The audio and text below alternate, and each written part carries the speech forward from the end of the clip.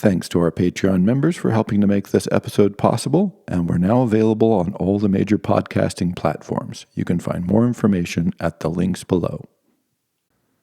Good evening, ladies and gentlemen, and welcome to Proust and Gide, in which I want to reflect on the nature of literary critiques of society and different ways that can be done and how that translates into the world we find ourselves in today, if that makes any sense. So if you've ever been interested in Gide and Proust, here's your chance, because we're going to be talking about those guys today. Now, what's interesting to me about this is I was reading Gide's The Immoralist, which was sort of a cause célèbre when it first came out, and then in the 50s and 60s in France, it was sort of resurrected as an event novel, and so it sort of had a long run as an underground classic, as it were.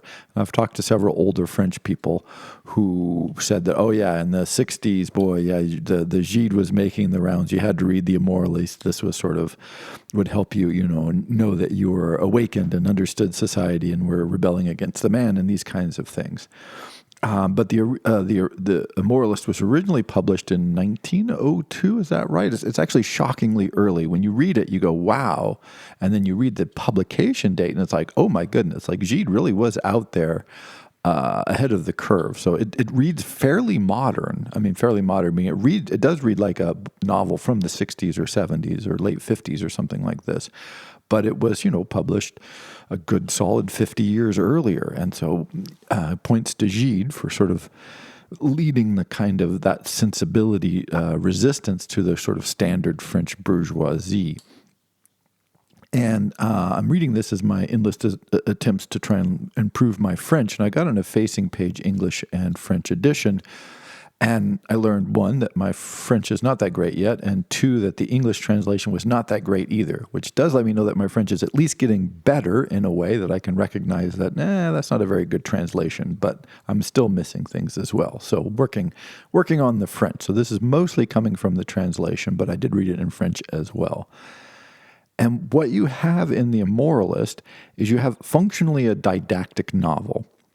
And, it's a classic. There's many versions. Hesse does versions of this.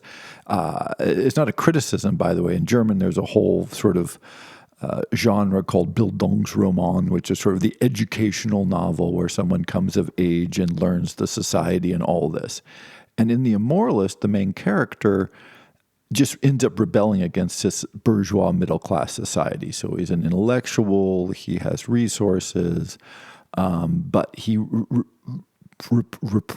the repression of bourgeois morality, he fights back against that. And so against, duty and rationality and moral rectitude and all of this, the character slowly throws this off. He discovers the joy. He almost dies from an illness. His wife nurses him back to health, and he discovers, the power of physicality. And he hates middle-class salons, and he frees his mind, and it's kind of the individual against society. And, the forget duty, forget rationality, forget moral rectitude. I'm going to express myself. I don't care what society says about this. Functionally in the novel, this works out to be like, oh, how do you resist bourgeois values? You commit crimes, you interact with criminals, you misspend money, you have sketchy sexual relations of various kinds. You he almost maybe kills his wife because she also gets sick, and then he does a terrible job of nursing her back to health. And in fact, so terrible, it looks like he might actually be slowly killing her. So that's kind of a question in the novel, right? How much is he really trying to help his wife? And so you get this kind of didactic novel, which we're all familiar with, where the individual rebels against the values he finds himself immersed in. And he pursues, sensuality and criminality and association with the wrong types of people to liberate himself from the oppression of bourgeois morality. And you read that, and you're kind of shocked and kind of titillated, and it's, you're like, oh, wow, right, okay, we're familiar with this story. And it's about, in the French original, maybe 100 pages, maybe 150 pages. Of course, it's going to depend on the text and all that. But it's not. It's almost a novella. It's probably longer than a novella, but when does a novella become a novel? I don't know. But it's not very long. Maybe, like I said, maybe 150 pages in the original. So that is what you get in the Gide, and it's very straightforward in a way. In fact, it's just practically didactic. Oh, bourgeois morality is bad. Here's the way it's bad. We've got the people talking insipidly in salons. We have an obsession with how we appear to each other. We're worried about all this rationality and intellectuality that really doesn't matter at anything. And we want to be physical, and we want to be criminal, and we want to rebel, and we want to free ourselves. Okay, we've seen this. But then I got thinking about, because again, trying to get my French off the ground here, Proust's Recherche de temps perdus, in which it is also a critique of bourgeois values, but it functions completely on such a different level, and I think a more profound and powerful level, that it's difficult to even recognize that it's happening. So one, if you think about what you're supposed to do, what we're supposed to be doing with our lives, sitting down and reading a sort of almost aimless, not aimless, but seems aimless at points, limitedly plotted, very reflective and sort of dreamlike, several volume, hundreds and hundreds of, it's got to be running to 1,000-page novel, is what? Like, wait a second. Notice you're supposed to be working, you're supposed to be improving yourself, you're supposed to be, focused on your life, you're supposed to be active, right? All these things you're supposed to, but productivity, I think, is the one that it really, do your duty, be productive, fulfill your responsibilities. Well, I've never had as a responsibility, read 1,000 pages of dreamlike French prose, right? And so on one level, what Proust has created is in its process of both creating it and reading it, a performative critique. It's not a didactic novel. It doesn't tell you bourgeois society is bad. It doesn't tell you these people are wrong. It's performative. You actually live a life that critiques standard bourgeois morality by reading this absurdly long, endless kind of, narrative of bourgeois life. So it's like, wow, it's like this incredible like judo trick that he does on you. And in France and in much of the literate world, it's sort of admired as this phenomenal novel, and it's all great. But then everybody says, yeah, but the reading of it is just it's so, there's so much of it, and you have to read it, and it's so long, and like, what do you make of all that? And it's like, right, step one, it actually falls outside of the confines of this order. So you can't read it in college in a class because it's longer than the class. Right, I'm sure somewhere in the French university system, because it's nuts, they've said, oh, we're going to have a 2-year course on, Proust, and then they read the whole thing over 2 years. So I'm sure that's been done. But generally speaking, like, oh, we have a class, we have to get through the subject matter in a finite amount of time, so we're going to break it down in this piece, and there's going to be a test, and, blah, blah, blah. Okay, so Proust, you can do that to Proust, but it's like a total violation of Proust. Like, this is no.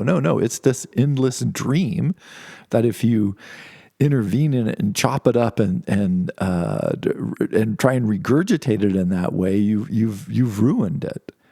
It's like it's not Proust any longer. It's no longer the recherche. It's no longer the search for our memories and the living of our memories from days of yore.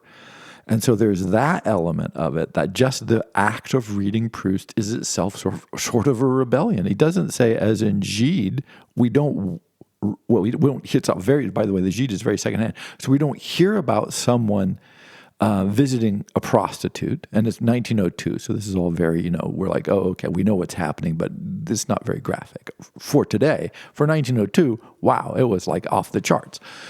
But in Proust, you actually functionally you just go to the process. Right? It is that process. Like you're taking your time to do something you're not supposed to do. Like this is just you're just setting aside from the moral order, right? Like, oh my gosh, what are you doing with your time? Like this makes no sense at all. Now, but again, neither the writing of it made no sense and the reading of it makes no sense within the context of sort of middle class productivity and rationality, because it's neither a rational novel nor a productive novel. So there's all of those problems with it. And so, yeah, so you become the immoralist that Gide writes about and holds at three removes, because it's like an epistolary novel where we get retold the story of somebody who did something. No, you are the doer. You're participating with functionally the narrator, with Proust in his exploration of his memories, and you're doing it kind of in real time ish. In a way. So he transports you into the act of being the critiquer, living the critique of bourgeois society. So structurally, it is this weird and I think interesting and very powerful dynamic that it asks you to step outside of the traditional moral structures and the sort of ethical principles of your society. And the way to do that is to an actual doing. It's not a thinking of it. It's not a watching of it. It's not an imagination. Not that that doesn't matter. Not that there's anything wrong with Gide's didacticism. But this is like such an entirely different and more powerful behavior. The next thing that happens in here is functionally as you go through Proust, as you read through the novels, which I have not read entirely in French. I'm working up towards that. It's one of my goals, but we'll see, which may itself be the wrong way to approach Proust. But I do want to do that. Get my French just to a firm enough place where I can read through the novels with pleasure. He just moment by moment asks you to be unbelievably aesthetically aware, because the narrator is. And so we just like, what does the light look like? What does the fabric feel like? What is the emotional sense of the time that we're in at the moment? And that sort of self-obsessive narrative structure, one, again, Gide's The Importance of the Self. He says this, we see it enacted. In Proust, it just is. It's just an is, because you're like, oh, I'm going to spend whatever, all of my time with someone who's spending all of their time with their memories. We're both two obsessed people, right? Like we've now just become self-obsessed. I'm obsessed with myself and Proust is just obsessed with Proust. So, and his crazy novel. And so again, it's a performative focus on oneself and one's world, but not with moral judgment, although the novel contains somewhat of that. But it is a conflict of the aesthetic versus the mundane, the aesthetic versus the surface, the depths of possibility versus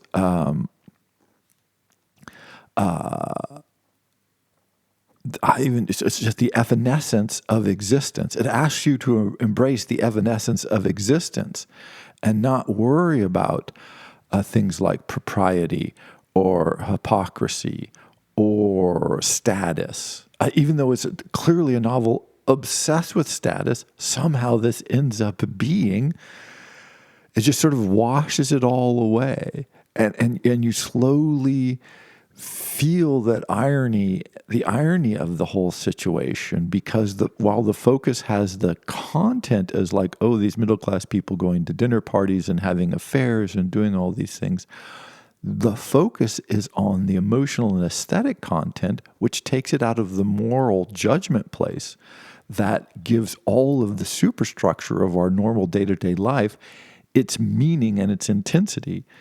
It's the right and wrongness is just almost rinsed away, and it becomes the sort of, it's not a novel of right and wrong. It's a novel of sort of beautiful and ugly, aesthetically pleasing and the inharmonious and the harmonious, right? That kind of, oh, is that a lovely thing? Is it a pleasing thing? Is it a thing of memory? Is it resonant rather than is it right or wrong? And is it going to make this person more whole and more valuable and more interesting, or is this just really a narrowing and unfortunate deployment of their capacities? And again, it never asks these questions. These are never raised in the novel. I mean, to a certain little bit here and there, but basically, the novel just happens. But because you're spending so much time in this mind, in this outlook, you slowly move towards this situation in which the overall morality is slowly dissolved away, and we see the pettiness and we see the pointlessness while we see the beauty and the love and the capacities. Both, we see those both, and the status and the pettiness and the jealousy and all of these things just they wear away the superstructure, just slowly erases it. He never says like, oh, as in the Immoralist, oh, I'm going to go have dealing with thieves, and I'm going to go have dealings with people who are poaching on my land, and isn't that great? Ha ha ha! I am going to brace the poachers. See, it's nothing that drastic. It's not that sort of, again, that aggressive didacticism that you get in Gide. What happens is we have the characters, we sort of see them, we kind of like them, we spend time with them, and then, like their petty or their jealousy, we go, oh, that's really unfortunate. Like, do we really? We don't need that. And oh, where does that come from? Oh, they're concerned about and isn't that silly that someone who's so much better than that would be reduced by that?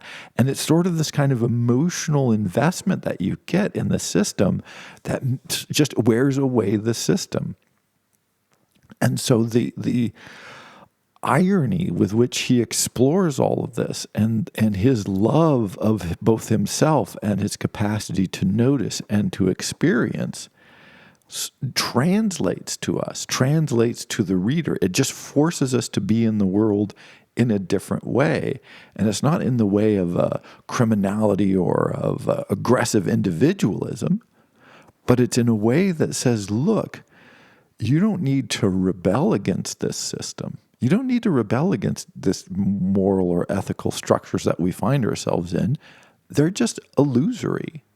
Your memories from your childhood, your memories from the coast, your memories of your first love affairs and emotional experiences and desires are more powerful, are more real, are more important than all this other stuff. You don't need to say, well, you said don't poach, so I'm going to go poach.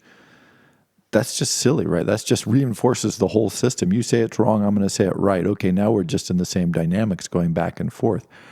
Proust doesn't ask us, if you're going to read Proust, you have no choice. It's like you are going to enact the dissolving of the ethical and moral framework of your society. And that's just like this unbelievably, remarkably powerful trick. In fact, when I realized this is what it was reading Gide that made me realize what Proust was doing. I'm not sure why that occurred to me, although Gide and Proust were connected in the literary history of France. And, Paris, because everything happens in Paris.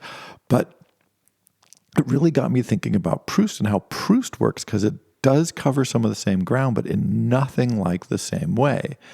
And so when we think about novels and literature and reading it, I think it's important to reflect on this. One, there is the content. And the content couldn't be more varied in these two novels, right? Like one is short and punchy and very detailed, and again, very didactic and very clear. And one is unbelievably long, and none of the beautiful, poetic, balanced sentences, simple language, confusing, or simple language presented in complex sentences, I think is maybe the way to think about Proust, or at least one way to think about him. But the formal act that the works invite you to participate in is itself part of the experience. This is when I teach Shakespeare to my students. I say one of the problems with teaching Shakespeare is their plays, they're not meant to be read. So the fact that you're confused by this is because there's a structural mismatch between the plays, which are meant to be seen and heard, and what we're doing with them is reading them. So I do various techniques to try to bridge that gap. But with Proust, the reading of it is the critique, or at least part of it. That just the act of spending that much time with yourself, with the memories, in reflection, in this essentially dream state, translates you into a necessary state of ambivalence, if nothing else, towards the values that we're surrounded by. And it is that element. And when you hear people talking about, oh, there's Proust, it's so long, and you usually get at least two major resistances that I've seen. One is, I tried to read and I fell off and it was just too hard and I stopped, which is to say I was busy and I had other things to do. Of course, there you go. I'm a busy person. I'm important. I have things to do, certainly better things to do than read an endless aesthetic obsessive novel with someone's memories written 100 years ago in a society that's not mine. Okay, fair enough. You can't argue with that, but notice the language.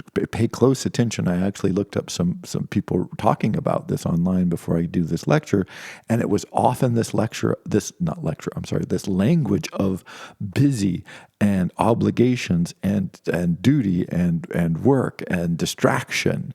And it's like, right, that's your world. This is the world that Proust is trying to critique, that Proust very successfully critiques. But the problem is you can't let yourself enter into that critique because you're too heavily invested in it. The other approach I've seen, or another approach that I've seen, is where people turn it into a duty. I'm going to read Proust, and in reading Proust, I'm going to prove that I'm this real, enlightened, intellectual person. And then when I talk to people, I'll be able to tell them I've read Proust. And I've read the whole thing because I turned it into this right? Again, I turned it into a moral duty in which I was going to generate my worth and prove my status as an intellectual and literary person by grinding my way through and you're like, okay, I'm not sure you're doing it right. Again, right? And both of these responses so powerfully capture what Proust was trying to force you not to do. Like, he's fighting mightily against this. You don't think of Proust as this warrior clad in shining armor with a flaming sword going to do battle, but he is. I assure you, he is. He's just doing it in a very relaxed manner with a cup of tea in a cork-lined apartment. So, and a lovely suit. So, that power of him, and you can see the resistance to what he's doing in the way people respond to his work. So that when we think about literary works, many literary works, not all, maybe not even most, but many literary works have a form that tries to get us in the form itself to reconceptualize our world. It's one of the most difficult literary tricks. Trick is probably a slightly pejorative. I don't mean it in a pejorative sense. I mean, it is in an approach that if you can pull it off, it's unbelievably powerful. And you see this in several places. You can see this in something like, Eliot's The Wasteland. It's not. People go, oh, it's such a confusing poem. It's like, yeah. Eliot didn't think he was writing a poem that wasn't confusing, right? Eliot didn't have this concept that he was writing this totally clear narrative poem in which everybody would know at every moment exactly what he was talking about.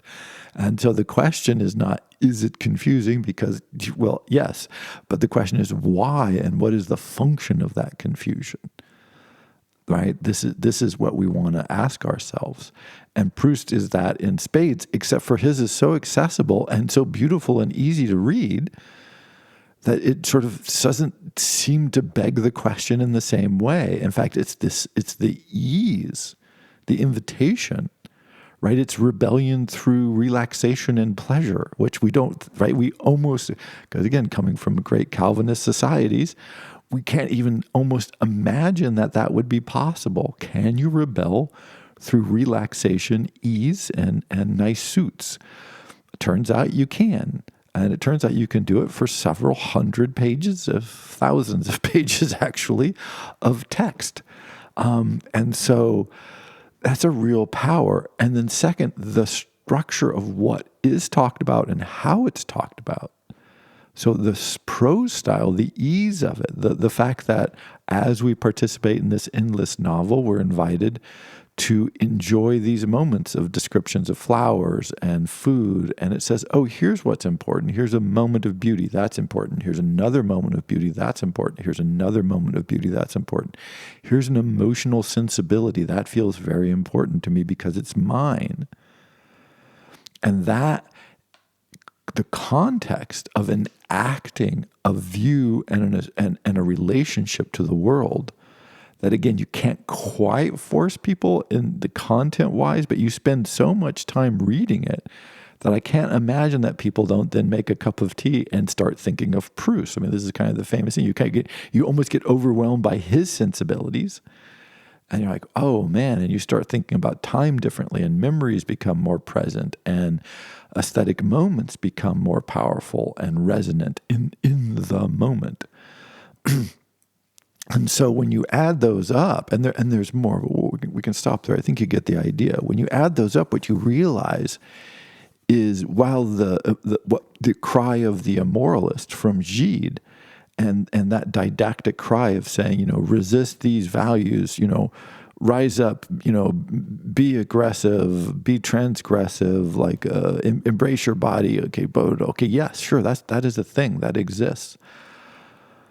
But more, in some ways, more subtle, but vastly more powerful is like, oh, here's an opportunity to just make it all go away, right? To enact the ephemerality of all of this ethical and moral structure that we find ourselves enmeshed in, and like, oh, wait a second, this is all just nonsense. This is all just these ephemeral notions because of social constructs. And of course, Proust is obsessed with social constructs. That's part of what makes it sort of I'm seeing behind the whole thing, and now the whole thing just feels so much less real.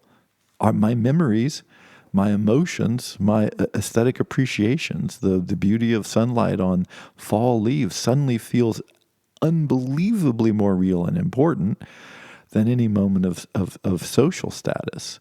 And I was just walking out this morning, and I had a moment that I thought, oh, this is perfect for the lecture, actually, because I've been pondering this, of course, because it's a beautiful, big storm last night, and it's just beautiful, the fall light, but the wind is still blowing, and all the fall leaves, not all of them, but many of them have fallen on the ground. And as I was walking by the park, there was a woman, very well dressed, so bourgeois, middle class, French woman, with the nice leather purse and the high heels, and all of that was very carefully selecting the most red big leaves that had blown down from different kinds of trees. And so she's just well dressed, got this nice sweater on, got the nice leather bag and the high heel shoes, and a handful, like a big, like one of her hands is just holding as many as she can, like 3 or 4 or 5 inches worth of really, really red leaves. And she's wandering the sidewalk and the gutters, picking up more of these leaves as she finds them as she's going along.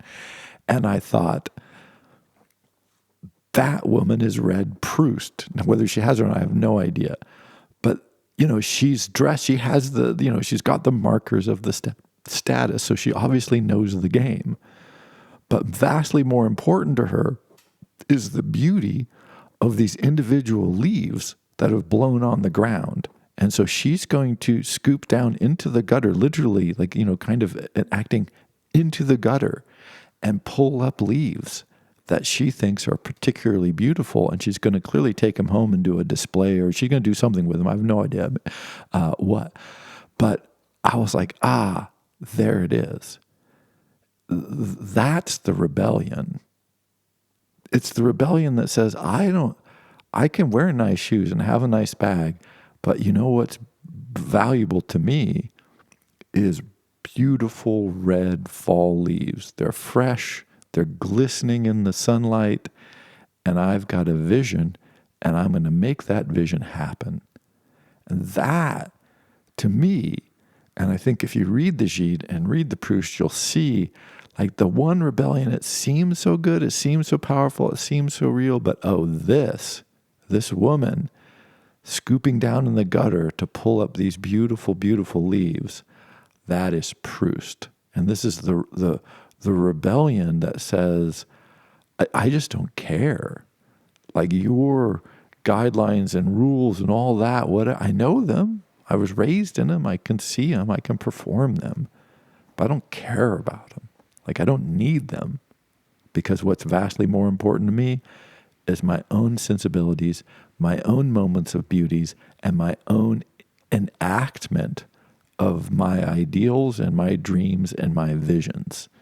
So that's the power for me of Proust and what he delivers and why he's such a significant author as a rebel, which is not generally how he's presented. And in fact, not presented at all that way. So Gide and Proust, didacticism versus enactment, rebellion versus sort of exposing the illusory nature of. And it's just, one is short and one is long, one is clear and one is what the hell is going on. So it's just, they couldn't be a higher contrast. I think they're definitely both worth the read. But yeah, they couldn't be more different. Thank you very much.